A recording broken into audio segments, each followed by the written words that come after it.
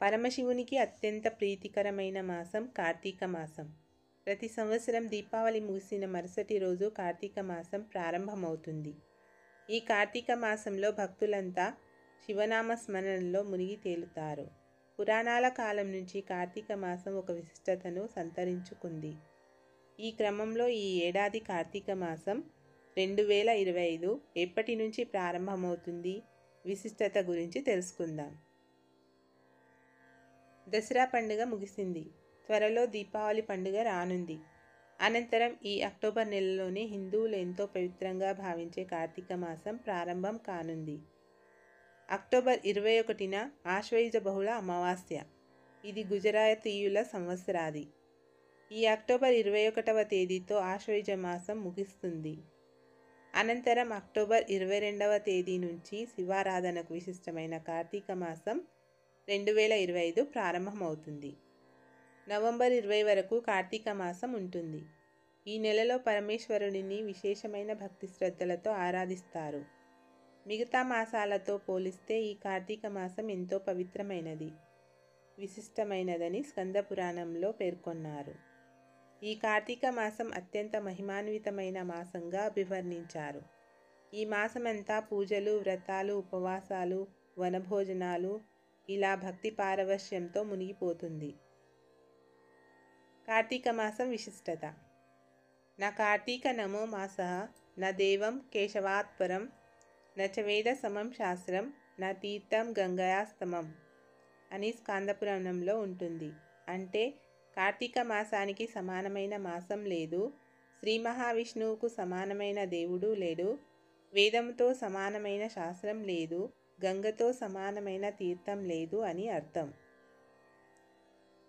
ఈ నెల రోజులు పండుగ దినాలే. హిందూ సంస్కృతి సంప్రదాయంలో కార్తీక మాసం వచ్చిందంటే చాలు, ఆ రోజులు పండుగ దినాలే. అందులోనూ కార్తీక మాసం ఈశ్వర ఆరాధనకు ఎంతో ముఖ్యమైనది. దేశం నలుమూలలా ఉన్న ప్రముఖ ఆలయాల్లో రుద్రాభిషేకాలు, రుద్రపూజ, లక్ష బిల్వదల పూజలు, అమ్మవారికి లక్ష కుంకుమార్చనలు ఇలా విశేషంగా ఆచరిస్తూ ఉంటారు. లక్షపత్రి పూజ విశేషమైనది. ముఖ్యంగా ఈ నెలలో చాలామంది లక్షపత్రి పూజ నిర్వహిస్తారు. కార్తీక మాసంలో బిల్వపత్రాలతో శివుడిని పూజించడం వల్ల స్వర్గలోక ప్రాప్తి కలుగుతుందని, ఇక మరుజన్మ ఉండదని భక్తులు విశ్వసిస్తారు. అలా విశేష అర్చనలు జరిపే భక్తులకు ఆ సదాశివుడు ప్రసన్నుడై కొంగు బంగారంలా సకల సౌఖ్యాలు కలిగిస్తాడని విశ్వాసం. కాబట్టి ఆ పరమశివుడికి ఆశుతోషుడు అనే బిరుదు వచ్చింది. దీపదానంతో లక్ష్మీదేవి అనుగ్రహం.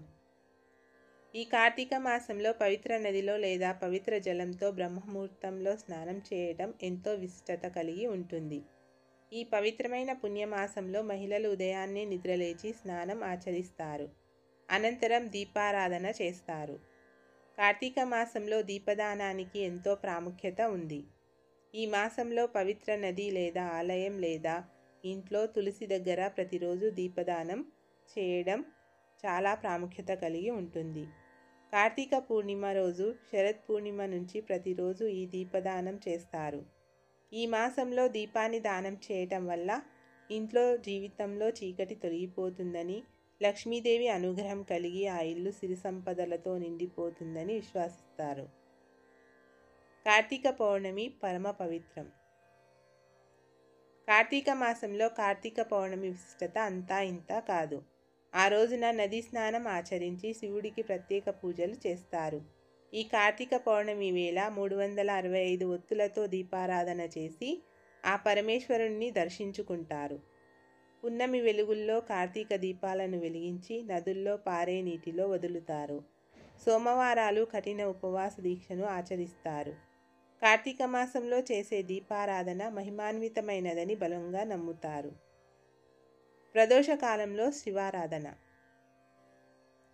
కార్తీక మాసంలో శివాలయంలో దీపారాధన చేసి పూజలు చేసిన వారికి ముఖ్యంగా ప్రదోషకాలంలో అనగా సాయంత్రం 5 తర్వాత నుంచి చీకటి పడేలోపు శివారాధన చేసిన విశేషమైన పుణ్యం లభిస్తుంది. తద్వారా ఇతిబాధలు తొలగిపోతాయని విశ్వాసం.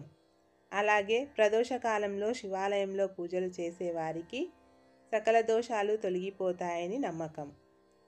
అందుకే చాలామంది శివభక్తులు సాయంత్రం వేళ గుడిలో దీపారాధన చేస్తారు. ఇలా చేయటం వల్ల జన్మజన్మల పాపాలు తొలగిపోతాయని విశ్వసిస్తారు. ఓం నమః శివాయ.